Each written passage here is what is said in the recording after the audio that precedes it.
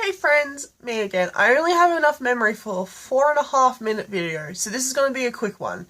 In our last video, as you know, we talked about self-worth and why it's really important to work towards recognizing your self-worth, because then you're able to start acting in your best interest and reaching your full capacity. And I really understand this is a very idealistic video. Sorry. But I think it's really important to acknowledge that that's something like a goal that we should be working towards, recognizing how important we are in our own lives and how much good we can bring to the world. But before we talk about that, after we talk about that, I think it's important to acknowledge like the enemy, if you will, of self-worth, and that's what I like to think of as insecurities, because I think our insecurities are so prominent in our lives and they're so insidious in their nature that it's really, really hard to only acknowledge your insecurities, to act against your insecurities, and then to work towards actually improving it so you're not insecure about that anymore. And honestly, it's terrible and I hate doing it, but it's part of being human. So I want to acknowledge insecurities as part of our lives and trying to help. This is something I found really helpful, is externalizing my insecurities by saying, this is a part of who I am, but I don't like this part of who I am. This isn't going to be me all of the time. It's here because I need to do it now, but I am actively working towards not being afraid of this or not being insecure. It's like, and to do that, you have to acknowledge things. As humans, we're really, really good at avoiding topics that we don't like, or avoiding situations or environments or people. It's avoiding behavior. And so you get into this nice little routine that if you avoid something that you don't like, you stop recognizing why you're avoiding it, because you don't like it or you're afraid of it. And then you're like, oh, okay, then that's just not part of who I am. I hate sneezing on camera. And so I think it's difficult because this can go on for years. And so to actually stop, acknowledge, and then act on it is really hard. And I want to acknowledge how difficult it is to actually act on insecurities. And if you are doing that at the moment, kudos to you. And if you're not quite at the moment, but you're like, actually, I don't like the fact that I'm afraid of this and I think I'm going to start acting on it, amazing effort. And if you're like, what, I have insecurities, I should probably not be passive, like I don't have to be passive and maybe I can act towards it, you do you, babe. Like, we'll see you when you're ready. Because for me, things like insecurities for me might be things like afraid that you're not good enough. You're not good enough to be in someone's relationship or their lives, or as a friend. And I know that clock's really annoying and I'm really sorry about that. But once again, I have 4 minutes.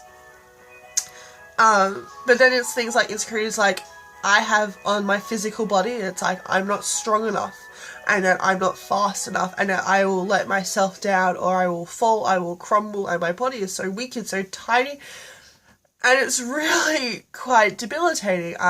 One way I tried to address these fears is by going and joining the circus for a year, where I was doing handstands and tumbling and trampolining, and it was heaps of fun, except I was terrified of falling, and I was terrified of pushing my body towards the ground and hoping my arms would be able to stop and catch me and help me do the right thing. I was like, that seems stupid. Why would I do that? And everyone was kind of like, it's fine, that's why you're paying hundreds of dollars to be here, you'll be right, kids do it all the time. And I'm like, but it's such a bad idea. So I joined the circus for a year, just so I could start acknowledging those fears. And I still have it. I'm still afraid of falling. And I'm still insecure sometimes about these really big fears of mine. But that was my exercise, my attempt to try and acknowledge them. I think a lot of the social insecurities that we have are a lot more prominent and a lot more difficult to address because it's not something tangible you can talk about. And I think that's really difficult.